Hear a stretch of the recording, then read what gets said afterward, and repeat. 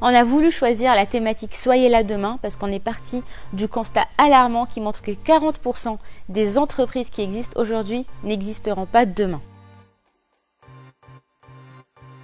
Pour ceux qui ne connaissent pas le design thinking, je vais quand même en dire quelques mots. Donc le design thinking, c'est avant d'être une méthodologie, c'est surtout un état d'esprit qui permet de concevoir en tout cas des solutions qui vont être des solutions, des produits qui vont être centrés sur l'humain en partant vraiment de leurs problèmes.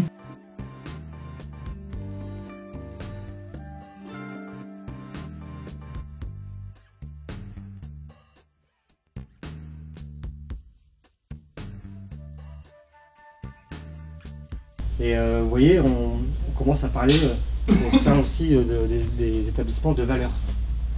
On essaye avec nos équipes d'écrire des chartes ensemble. C'est les équipes soignantes qui décident finalement des valeurs qu'on met en avant. Donc on va vraiment travailler ensemble avec des choses qui nous tiennent tous à cœur. Et donc il y a une valeur en particulier qui revient souvent, qui résume un peu toutes les valeurs qu'on a mis là, c'est la valeur d'empathie. On parle souvent de qualité de soins, donc c'est très technique. On parle de sécurité, c'est très technique, ça vient tout le temps. Et tout le monde met ça en avant dans nos formations. Et depuis peu, la valeur empathie revient très fort et on la met de plus en plus en avant.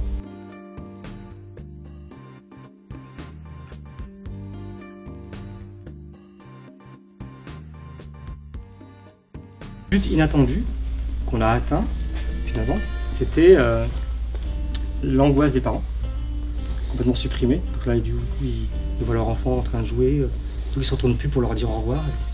Ils oublient que leurs parents sont là. Donc ils filment, ils se marrent. Donc dans la vidéo, quand vous allez la voir, c'est vraiment ça qui est frappant, c'est la réaction des parents qui finalement passent un bon moment. Et puis après, on a eu un impact aussi sur les soignants. Donc les soignants autour qui sont toujours dans le soin, l'activité, la productivité, qui finalement voient aussi un spectacle sympathique autour d'eux, donc tout le monde commence à sourire. Et donc c'est hyper efficace dans la qualité de vie au travail également.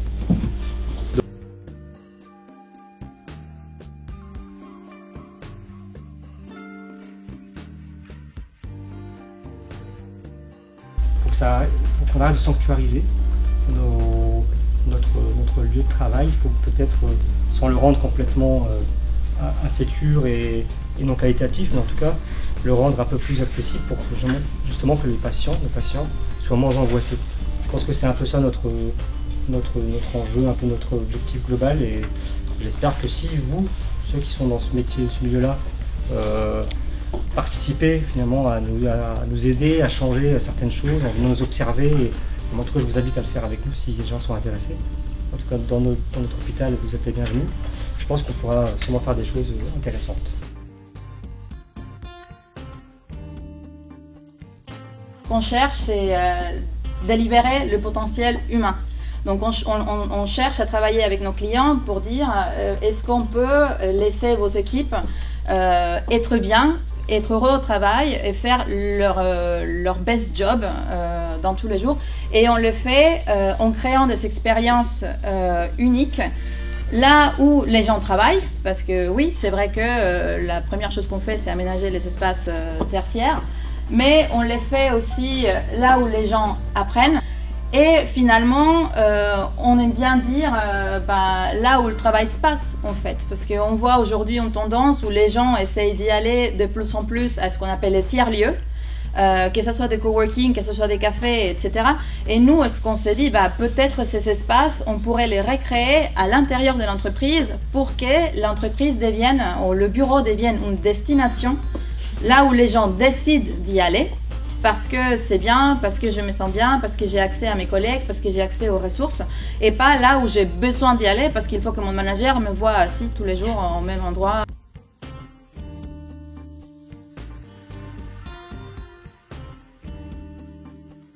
Et finalement, on a amené cette expérience pour dire est-ce qu'on pourrait s'inspirer de la démarche Design Thinking pour accompagner nos clients, pour créer une méthodologie qui nous permettrait, dans le cas de mon équipe, de travailler avec les clients pour créer leur expérience de travail, en sachant que l'expérience de travail pour nous, c'est pas juste la culture, c'est aussi quels sont les processus, comment on travaille, quels sont les outils et dans quel espace.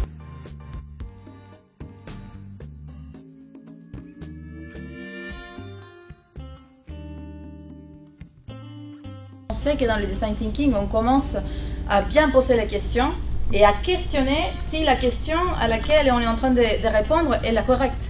Donc ça veut dire qu'on part dans cette démarche de faire beaucoup de recherches, de faire beaucoup de compréhension, de démarches avec les utilisateurs, juste pour savoir quelle est la vraie question. Et du coup, ça prend énormément de temps. Juste de savoir qu'on est en train de répondre à la bonne question, ça prend beaucoup de temps. User research, c'est un truc que peu de gens ont fait, et ceux qui l'ont fait, on sait combien c'est magique. La user research, ça consiste à sortir des murs, sortir de l'entreprise. Mon Dieu, mais non, je sais tout, j'ai pas besoin de sortir. Si, sors. On sort et on va rencontrer des utilisateurs. Tu peux dire des clients. Non.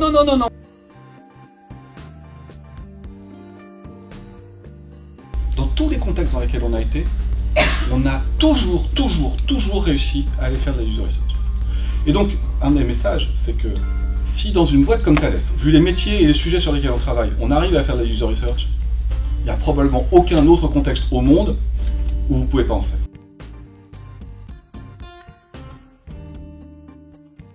Donc là, on va passer à une entreprise qui, régulée par l'État, a le monopole et n'a pas besoin d'innover parce que les clients sont obligés de passer par elle. Donc pourquoi faire du design thinking et pourquoi faire du design, en tout cas pourquoi essayer d'inculquer le design dans une entreprise dont les clients n'ont pas vraiment trop le choix que de passer par elle. Donc au lieu d'être simplement un apporteur de méthodologie, on veut insuffler la pensée design dans les projets certes, mais dans les postures.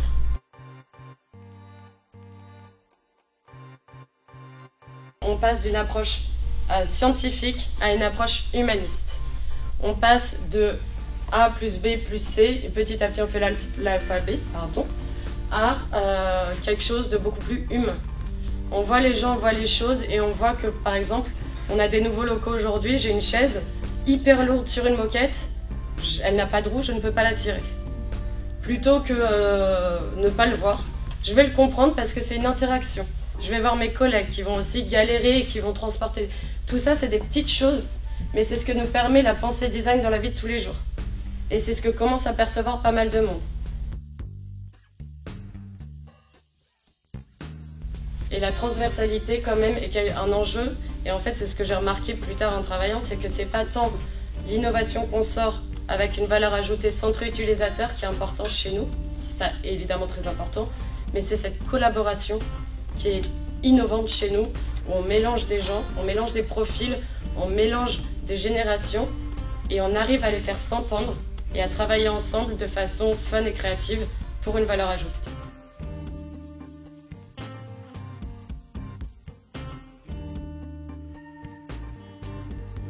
Finalement, si on va chercher nos usagers, donc nos usagers, c'est les patients, donc ils n'interviennent jamais dans nos process, on ne les fait pas participer, mais c'est très compliqué. C'est pas dans notre nature. Donc moi je dirais peut-être les choses qu'il faudrait mettre en place, c'est justement faire ce que j'ai entendu, mais c'est très intéressant, c'est peut-être aller les chercher, faire des groupes d'usagers et puis faire participer à nos projets. Mais ça clairement c'est pas dans notre culture du tout de soignants. C'est quelque chose qu'il va falloir mettre en place. Ça me fait toujours bizarre d'avoir un problème et de courir sur une solution. On y court. C'est hyper dérangeant et n'arrive pas à ne pas y aller.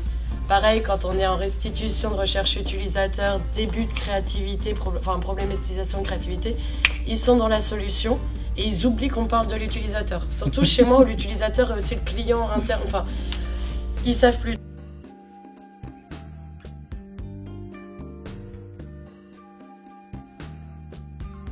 Alors, l'expression qu'on adore, c'est « tu me fais un design thinking ». Alors, tu me fais un design thinking. Je sais pas ce que ça veut dire un design thinking. Enfin si, je sais ce qu'ils veulent dire, mais... et on peut le faire en une demi-journée, s'il te plaît. Mais oui, on va même peut-être le faire en 1 heure. En 1 heure, normalement, on devrait être capable de réinventer le monde.